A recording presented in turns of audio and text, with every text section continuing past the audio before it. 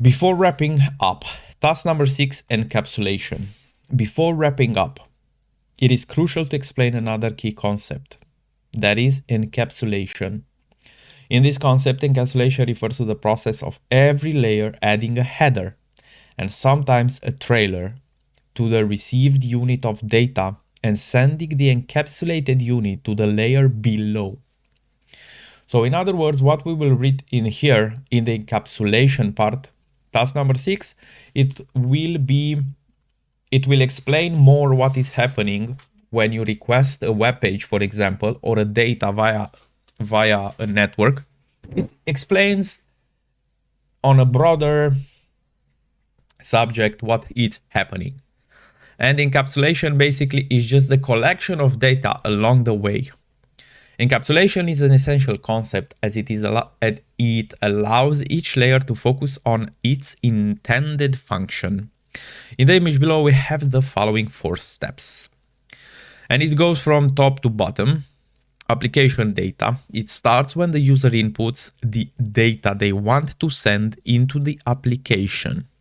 For example, you write an email or an instant message and hit the send button.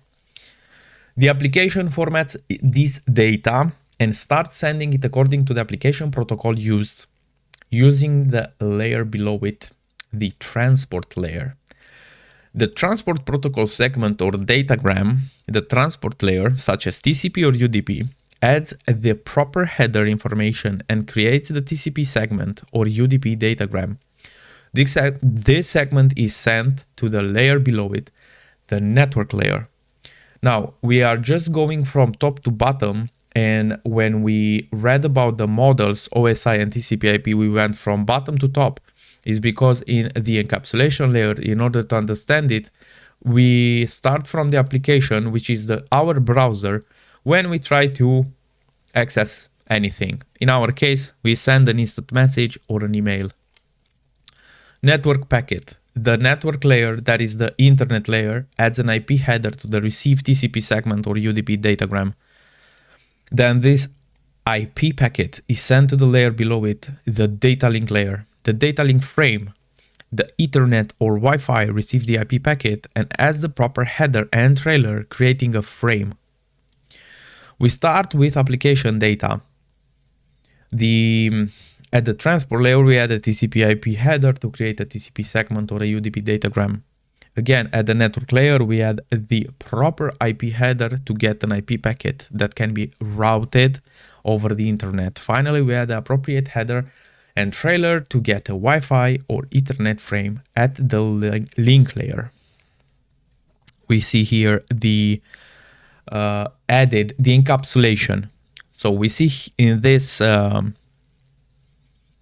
diagram, let's say in this picture, we see the encapsulation. So at each layer, we see how the data is just added, more data, right? So from the application data, these 4 steps. In the application data, we go to transport, we have the TCP UDP header, then we go to network IP header, and then we go to the physical layer, and we add the Ethernet Wi-Fi header, right? All the way to the bottom. The process has to be reversed on the receiving end until the application data is extracted, right? So the process is reversed until the application data is extracted. The life of a packet.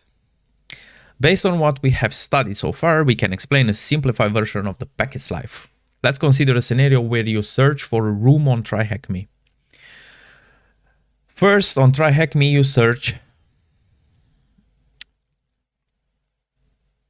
So you are on the TryHackMe page, and then you want to search for something. You enter your search query and hit enter.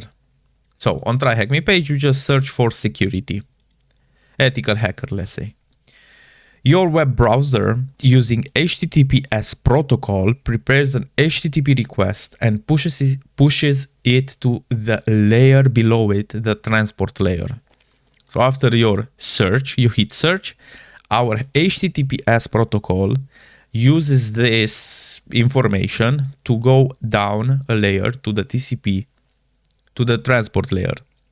The TCP layer needs to establish a connection via three-way handshake between your browser and the TryHackMe web server. After establishing the TCP connection, it can send HTTP request containing the search query. Each TCP segment created is sent to the layer below it, the internet layer. The IP layer adds the source IP address, that is your computer, and the destination IP address, that is the IP address of the TryHackMe web server. For this packet to reach the router, your laptop delivers it to the layer below it, the link layer. Depending on the protocol, the link layer adds the proper link layer, header and trailer, and the packet is sent to the router. The router removes the link layer, header and trailer, inspects the IP destination among other fields, and routes the packet to the proper link. Each router repeats this process until it reaches the router on the target server. The steps will then be reversed as the packet reaches the router of the destination network.